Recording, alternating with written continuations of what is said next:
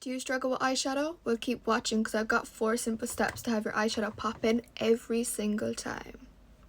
You only need these 4 eyeshadow brushes for no matter what eyeshadow look you do. You only really need 4. I'm going to talk you through each of the brushes and show you where you should use them.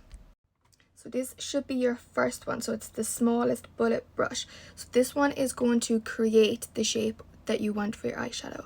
So the best shape is to start with the outer, like the last lash on the outer corner and the first lash on the inner corner, and this will create that half moon shape for your eye shape. No matter what eye shape you have, if you do this technique, it'll be popping, I promise you.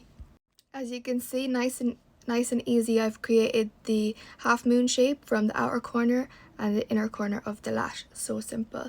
Then the next brush you're going to be using is a little bit fluffier but still nice and small, so you can control the shadow that you're going to use next. So next is called the 50-50 method. So you're going to pop the next eyeshadow 50% on the eyeshadow that you already have and 50% on the base that you have on your eye. So you can see I've placed it just on top of the eyeshadow and a little bit on the base, diffusing out the edges so that when you go in with your next colour, it's going to be easier to blend. As you can see, there is a little bit of a harsh line in here, but we will fix that because we are coming back down with the shadows to intensify the shadows. So if you have this little line in here, that's absolutely fine because we're going to blend it in like 2 seconds anyway. So the next brush is your biggest fluffy brush. So the higher you go, the fluffier the brush must be, because you're going into the brow, so you want it to be softer. So I'm using this big fluffy brush here, and this is going to do the exact same technique. So 50% on the eyeshadow and 50% on the base. If you get it in your eyebrow, it's absolutely fine. It helps with the blend, so it makes it look so much better. You can see by blending them on that 50-50 marker, it's so much easier to blend it.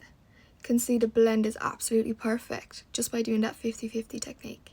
So we've gone up once, so we're going to come back down. So I'm going to go back in with each colour to intensify it and blend it out a little bit more. So I'm going to take it slightly a little bit higher than the colour you have right now, but not too high, because when we're doing the cut crease, you still want this to be the deepest colour to give you that depth.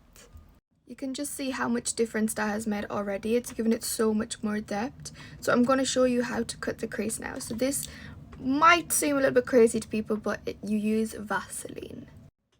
I'm going to run out of time, so please go to part 2. I'm so sorry. I don't want to be one of those people, but go to part 2.